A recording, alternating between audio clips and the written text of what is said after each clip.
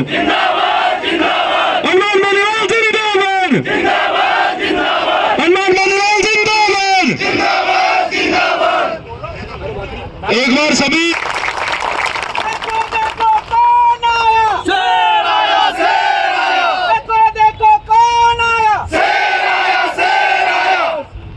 आप हमारे vocational trainer हैं, मैं इनको बधाई दूंगा कि आज अपनी मांगों को लेके इस शहीद स्मारक पर बड़ी संख्या के अंदर छोटे भाई छोटी बहनें इस तपती धूप के अंदर भजनलाल सरकार का ध्यान आकर्षित करने के लिए इकट्ठा हुए। बहुत बहुत बधाई आपको। और निश्चित रूप से आप जब लड़ोगे तभी कुछ मिलेगा, और लोकतंत्र के अंदर जो चीज अपने आप मिल जानी चाहिए वो सरकारों का काम है। लेकिन दुर्भाग्य से हमें हर वाजिब काम के लिए भी सड़क पर बैठना पड़ता है, और जब सड़क पर बैठोगे तभी सरकार की नजर नहीं जाएगी, और सड़क पर नहीं बैठोगे तो सरकार को पता ही नहीं क्या हो रहा है क्या नहीं हो रहा। और भजनलाल जी की जो सरकार है वो कौन चला रहा अभी तक किसी को पता ही नहीं लगा कि आखिर ये सरकार चल किस जगह से रही है। इतना बुरा समय कि पहली बार ऐसी निकम्मी नकारा सरकार और इतना निकम्मा विपक्ष। विपक्ष तो वही माना जाएगा कांग्रेस पार्टी। मैं तो विपक्ष में ही लड़ी रहा हूँ थर्ड फ्रंटों में, ठीक है। कांग्रेस बीजेपी पे बयान देगी, बीजेपी कांग्रेस के बयानवीर फोटो छपवा लेंगे, एक दूसरे से गले मिलेंगे, गुलाब जामुन रसगुल्ले। भजनलाल कह रहे रात के अंधेरे में कांग्रेस के नेता मिल जाते हैं, इसीलिए अभी तक एक ही पकड़ा गया। बाकी जो ईडी की रेड और सीबीआई की रेड हुई उसके अंदर गिरफ्तारियां नहीं हुई। 15 साल के अंदर जिस तरह राजस्थान बदनाम हुआ पेपर लीक की घटनाओं ने, राजस्थान के प्रत्येक नौजवान प्रत्येक किसान को आहत किया। अब तो पढ़ने वाले बच्चे ये कहने लगे कि साहब पढ़ाई तो कर रहे हैं, पेपर का जुगाड़ हो जाएगा क्या हर कोई।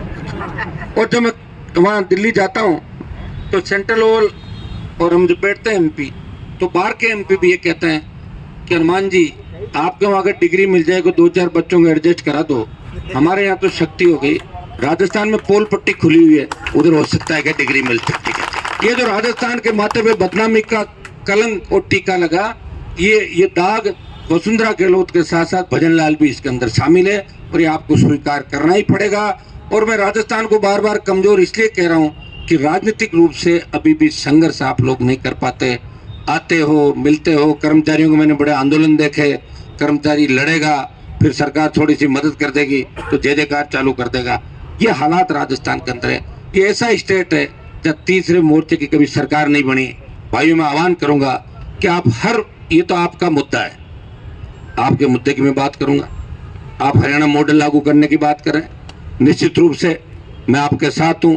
मेरे 5,500 भाई बहन जो 2014 से 11 साल की सेवाएं गांव के ग्रामीण इलाकों के अंदर बेटियां किस तरह देती है, बच्चे किस तरह देते हैं, हालात क्या गाँव के अंदर हम जानते हैं। किन पर तो आजकल तो स्कूल में छोटा सा कुछ बात हो जाए तो सीधी टीचर पर लोग लड़ने के लिए आ जाते हैं। मेरे वाले जमाने नहीं रहे। मैं सरकार से इस मामले में आपके लिए ये भी मांग करूंगा कि आपके हरियाणा मॉडल लागू करें और आप सबको परमानेंट करें, क्योंकि 4 लाख पद खाली है। तो 4 लाख पद खाली है तो 5500 ये भरो, कुछ और भरो, जब भी तो होगा। कैसे भरोगे बताओ? 1.5 साल तो निकल गया भजनलाल जी।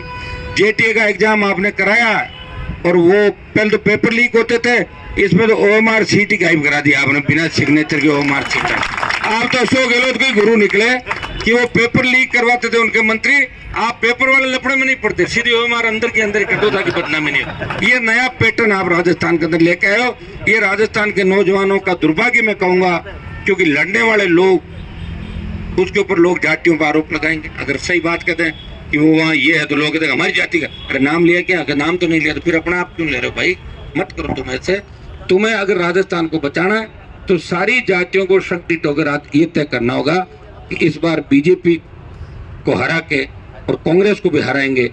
इस बार ऐसे लोगों को आगे लाएंगे जो वास्तव में दोनों पार्टियों के अंदर जो भ्रष्टाचार हुए, घोटाले घपले हुए, उन सबको सलाखों के पीछे डाल दे। अगर मेरी 10 सीट भी आ जाती ना, 5 भी आ जाती विधानसभा के अंदर, तो भी मैं सरकार के अंदर एम भूमिका के अंदर होता। मेरे तो मुझे 18 के अंदर में लड़ा आपके लिए राजस्थान में, किस तरह कर्ज माफी, टोल मुक्त राजस्थान, सशक्त लोकायुक्त, बिजली, रोजगार। लड़ाई का परिणाम ये हुआ कि वसुंधरा सरकार ने स्टेट हाईवे टोल फ्री किए, 5 हॉर्स पावर की बिजली माफ की, वैकेंसी निकाली, 50,000 का कर्जा माफ किया।